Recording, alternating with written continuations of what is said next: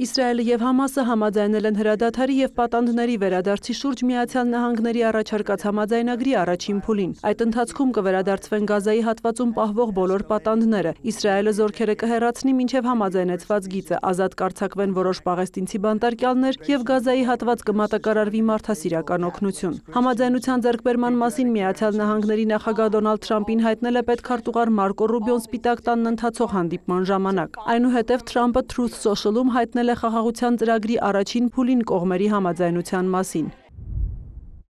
Սա հրաշալի օր է արաբական եւ մահմեդական աշխարհի, Իսրայելի բոլոր հարևան պետությունների եւ Ամերիկայի Միացյալ Նահանգների համար, եւ մենք շնորհակալություն ենք հայտնում Կատարի, Եգիպտոսի եւ Թուրքիայի միջնորդներին, որոնք աշխատել են մեզ հետ այս պատմական եւ աննախադեպ իրադարձությունը իրականություն դարձնելու համար։ ԱՄՆ նախագահն ավելի ուշ նշել է, որ պատանդներն ամենայն հավանականությամբ կվերադարձվեն հոկտեմբերի 13-ին։ Դոնալդ Թրամփը նաև հայտարարել է, որ կստեղծվի խաղաղության խորհուրդ, որը կզբաղվի տարածաշրջանում տևական խաղաղության պահպանմամբ։ Նա նաև հայտնել է, որ առաջիկա օրերին նախատեսում է այցելել Իսրայել։ Իսրայելի վարչապետ Բենյամին Նեթանյահուն հայտարարել է, որ ձեռքբերված համաձայնությունը դիվանագիտական հաջողություն է եւ ազգային ու բարոյական հաղթանակ իր երկրի համար։ Նա շնորհակալություն է հայտնել Թրամփին իր առաջնորդության եւ Իսրայելի անվտանգությանը ցուցաբերված անսասան աջակցության համար։ Միևնույն ժամանակ Իսրայելի զինված ուժերը զինծառայողներին հրահանգել են պատրաստ լինել ցանկացած սցենարի, նաև պաղեստինցիներին զգուշացրել են չվերադառնալ անկլավի հյուսիս։ Համասը նույնպես շնորհակալություն է հայտնել Թրամփին եւ բոլոր ներգրավված միջնորդներին, Կատարին, Եգիպտոսին եւ Թուրքիային։ Շարժումը նշել է, որ պաղեստինցի ժողովրդի զոհաբերությունն իզուր չի լինի եւ իրենք չեն հրաժարվի ազատության, անկախության եւ ինքնորոշման պաղեստինցիների իրավունքներից։ Համաձայնության ձեռքբերման մասին լուրը մեծ ուրախությամբ է ընդունվել ինչպես Գազայի հատվածում, այնպես էլ Իսրայելում։ Աշխարհի բազմաթիվ երկրների ու կառույցների ղեկավարներ ողջունել են Իսրայելի եւ Համասի միջև համաձայնությունը։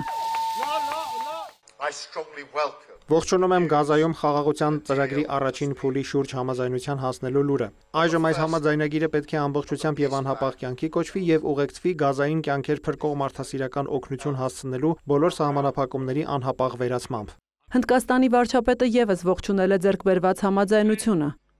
Հնդկաստանն աջակցում է Ուկրաինայում եւ Գազայում երկխոսության եւ դիվանագիտության միջոցով խաղաղության վերականգնման ուղղված բոլոր ջանքերին։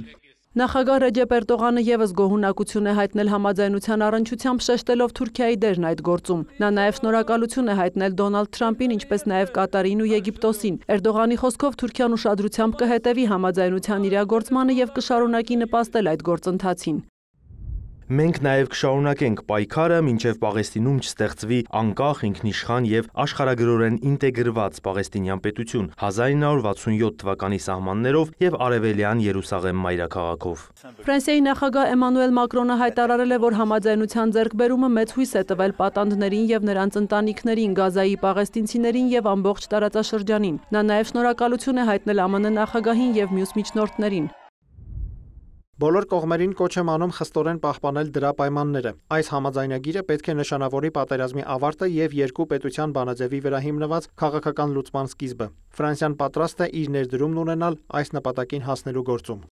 Պաղեստինի նախագահ Մահմուդ Աբասը հույս է հայտնել, որ այս ջանքերը նախադրյալ կլինեն երկարատև քաղաքական լուծման հասնելու համար, որը կհանգեցնի Իսրայելի կողմից Պաղեստինի պետության օկուպացիայի ավարտի եւ պաղեստինյան անկախ պետության ստեղծման։ ՄԱԿ-ի գլխավոր քարտուղարն իր հերթին բոլոր շահագրգիռ կողմերին կոչ է արել լիովին պահպանել համաձայնագրի դրույթները, ապահովել պատանդների արժանապատիվ վերադարձը, մշտական հրադադար եւ մարդասիրական օգնության անարգել մուտք Գազայի հատված։ Անտոնիո Գուտերեշը բոլոր շահագրգիռ կողմերին կոչ է արել օգտվել ստեղծված հնարավորությունից դադարեցնելու օկուպացիան, ճանաչելու պաղեստինցի ժողովրդի ինքնորոշման իրավունքը, որը կհանգեցնի երկու պետության բանաձևով խնդրի լուծմանը։ Առողջապահության համաշխարհային կազմակերպությունն էլ հայտարարել է, որ պատրաստ է ընդլայնել իր աշխատանքը Գազայում առողջապահական ծանր կարիքները բավարարելու համար։ Համաձայնության որոշ մանրամասներ սակայն դեռևս անհայտ են, մասնավորապես ով կկառավարի Գազայի հատվածը պատերազմի ավարտից հետո եւ ինչպիսին կլինի Համասի ճակատագիրը։ Համաձայնագիրն ուժի մեջ կմտնի Իսրայելի կաբինետի կողմից պաշտոնապես հաստատվելուց հետո։